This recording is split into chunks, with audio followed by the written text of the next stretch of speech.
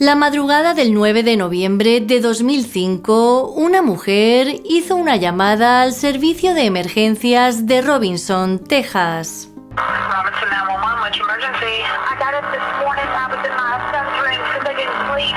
My back door was open, my husband's guns, they're all gone. It appears that somebody might have broken in the house and shot the homeowner. There is an injured person there. Al parecer, cuando se despertó, vio que la puerta trasera de la casa estaba abierta de par en par y el mueble donde su marido guardaba varias armas estaba vacío. Pero no solo eso. Su esposo yacía en la cama cubierto de sangre, emitiendo lo que según ella describió como un sonido horrible.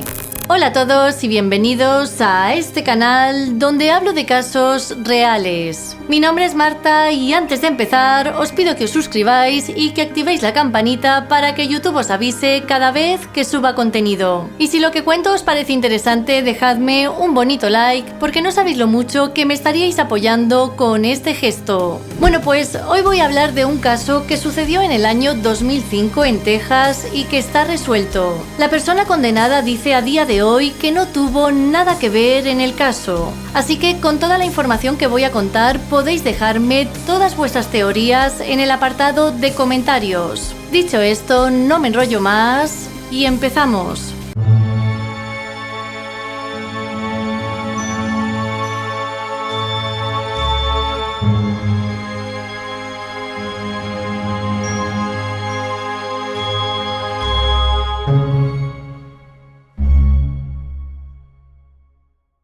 Para entender este caso, voy a retroceder atrás en el tiempo. En 1974 nació Darlene Doskozil en Cameron, una ciudad del estado de Texas. Desde una edad muy temprana llamó la atención por su gran belleza, su sonrisa y su bonito cabello rubio. Esto le llevó a ser la reina del baile de bienvenida en la escuela secundaria. Tras graduarse, se matriculó en la Universidad Técnica de Waco, ya que en ese momento quería estudiar para ser asistente dental. Fue allí donde conoció a Keith Gentry, un joven que estudiaba dibujo y con quien inició una relación de pareja. Mi primera impresión fueron sus ojos. Simplemente tenía los ojos más hermosos que había visto. Declaraciones de Darlene Gentry. En 1997, tras la graduación, Darlene quería formar una familia con Keith porque estaba segura de que él era el chico indicado. Pero él no estaba preparado, así que terminaron rompiendo. La joven desconsolada se fue a vivir a Dallas, donde trabajó para un dentista. Un año después, Keith y Darlene se reencontraron y volvieron a salir de nuevo. En esta ocasión el hombre, decidido a no dejarla escapar por segunda vez, le propuso matrimonio en el 99 y a los pocos meses se casaron. Tras la boda se mudaron a Robinson, Texas, justo al lado de los padres de Keith. En aquella época Darlene obtuvo un título de enfermería y su marido comenzó a trabajar como ingeniero en una empresa de servicios eléctricos. En poco tiempo dieron la bienvenida a sus 3 hijos en común. Keith por su trabajo se pasaba la mayor parte del tiempo fuera, así que Darlene tenía que hacer malabares entre el suyo y el cuidado de los niños. Por suerte tenían al lado a sus suegros, quienes ayudaban siempre que podían con los pequeños. Como esta situación era estresante para Darlene, Keith decidió cambiar de trabajo. En esta ocasión se fue a otro que estaba más cerca de su casa, pero este cambio no le gustó en absoluto. Aunque desde fuera los Gentry parecían ser una gran familia feliz, lo que sus amigos y familiares no sabían era que estaban plagados de deudas debido a los gastos sin control de Darlene.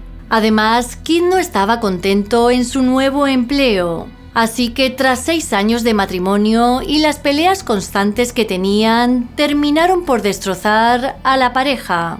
Keith estaba dispuesto a luchar por su familia, sin embargo Darlene tenía otros planes.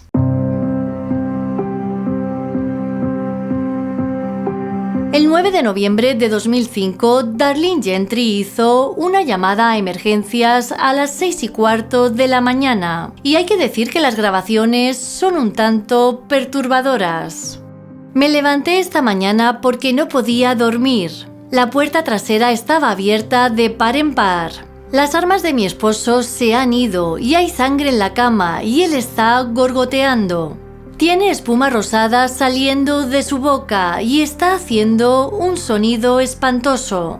Cuando la policía llegó a la casa, la mujer seguía hablando por teléfono con el operador de emergencias. En ese momento observaron que a Keith le habían disparado en la cabeza, pero aún seguía vivo. Por eso, inmediatamente, una ambulancia le trasladó de urgencia al hospital más cercano.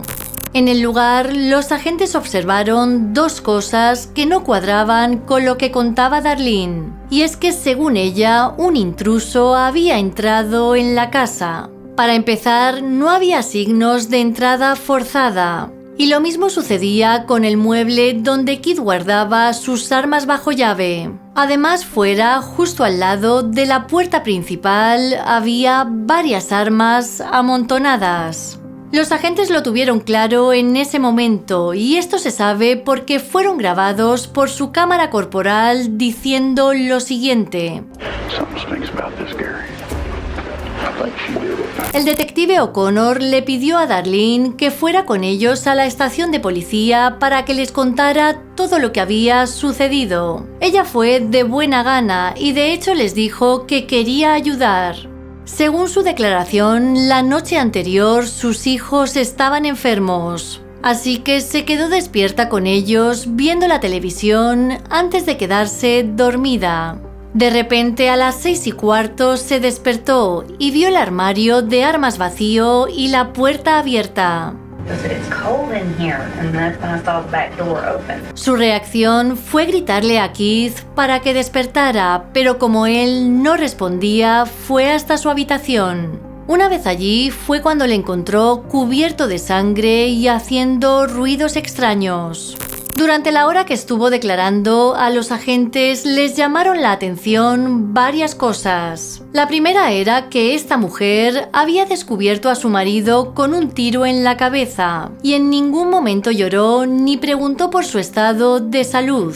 Y lo segundo fue que, pese a ser enfermera titulada, no hizo nada para socorrerlo.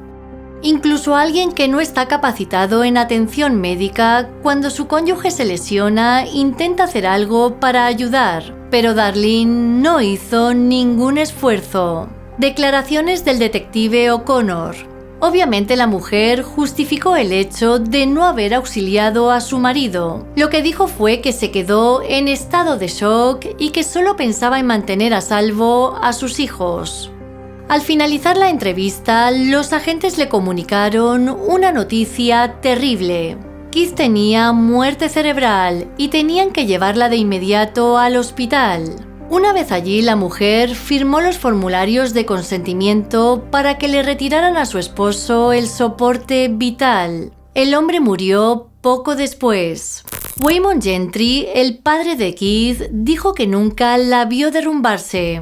Sí que tenía lágrimas en los ojos y estaba de luto, pero no como alguien debería haberlo hecho. Esa misma tarde, Darlene volvió a la comisaría para terminar la entrevista. Ella no lo sabía, pero para entonces los detectives habían decidido que era la principal sospechosa del asesinato de Keith. No había señales de allanamiento y había afuera una pila de armas ordenada, así que un robo simplemente no tenía sentido. Darlene enseguida se dio cuenta de hacia dónde se dirigía la línea de interrogatorio del detective. Él me dice, sé a qué juego estás tratando de jugar. Básicamente me estaba acusando allí mismo. Yo le dije, creo que necesito un abogado. Declaraciones de Darlene Gentry. Mientras tanto, la policía registró la casa de los Gentry en busca de pruebas. Cuando catalogaron las armas de Keith, descubrieron que faltaba un revólver del 22 que le había dado su padre. Lo curioso fue que, según la autopsia, Keith había sido disparado con un arma de ese calibre. Además, en la basura de la cocina encontraron un par de guantes de látex y un casquillo de bala del calibre 22. Ambos fueron enviados a analizar, y cuando llegaron los resultados, los oficiales se dieron cuenta de que tenían razón al sospechar de la mujer. Y es que fuera de los guantes había sangre de Keith, y dentro de ellos ADN de Darlene. Los detectives también descubrieron que Keith tenía 2 seguros de vida a nombre de su mujer por un importe total de $750,000. Por lo tanto, con todo esto, el 27 de noviembre de 2005, Darlene Gentry fue arrestada por sospecha de asesinato. Después de su arresto, los padres de Keith apoyaron a Darlene, ya que estaban convencidos de que ella no tenía nada que ver con la muerte de su hijo, tanto que incluso ayudaron a recaudar $50,000 para pagar su fianza. Así que, gracias a ellos, esa misma noche, Darlene salió de la cárcel.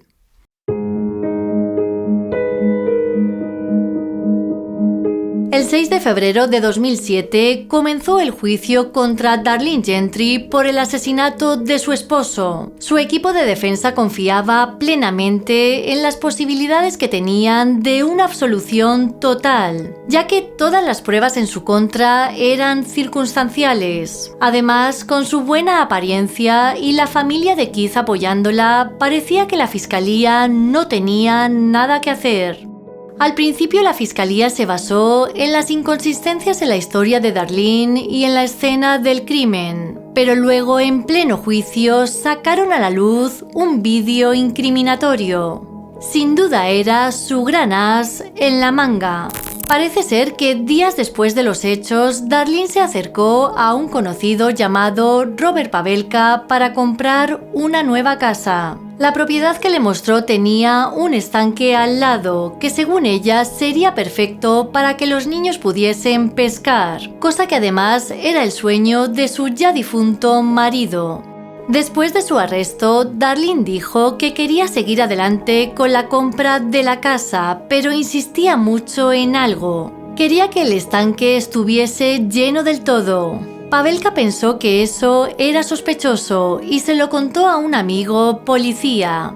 Los detectives sospecharon de inmediato que Darlene había utilizado el estanque para deshacerse del arma homicida, así que llamaron a un equipo de buceo. 15 minutos después, uno de los buzos encontró el arma del calibre 22 que faltaba en el armario de Keith.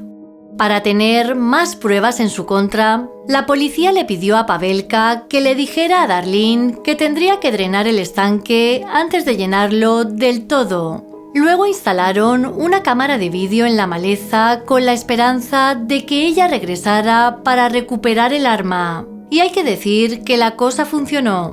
Previamente, los oficiales colocaron un palo grande en un punto del estanque para marcar el lugar donde hallaron el arma. Tras varias horas grabando, la cámara captó a Darlene regresando al lugar. Al principio se ve a la mujer asegurándose de que no hay nadie cerca. Luego se mete en el agua y va directa al lugar donde estaba el revólver. Tras mostrar las imágenes, los fiscales argumentaron que Darlene mató a Keith por dinero. Las facturas comenzaban a acumularse y para ella el hombre valía más muerto que vivo por los seguros de vida.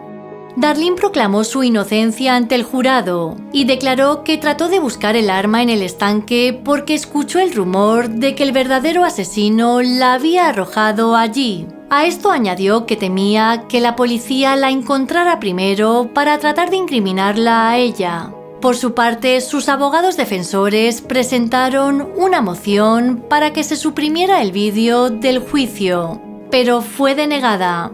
Las imágenes de Darlene yendo a recuperar el arma que acabó con la vida de su marido fue todo lo que necesitaba el jurado para tomar una decisión. Después de 5 horas de deliberaciones, Darlene fue declarada culpable de asesinato y condenada a pasar 60 años en prisión. En todo momento se mostró impasible y antes de ser detenida se quitó sus pendientes. Tras la condena, los padres de Keith consiguieron la custodia de sus 3 nietos. Como parte de una orden judicial dictada en 2010, la mujer tiene prohibido tener contacto con sus hijos desde la cárcel. Darlene Gentry, que ahora tiene 48 años, sigue manteniendo su inocencia. En noviembre de 2017, la Corte de Apelaciones Criminales de Texas negó su solicitud para un nuevo juicio y dictaminó que su condena por asesinato se mantendría. Según el Departamento de Justicia Criminal, será elegible para la libertad condicional por primera vez en 2037.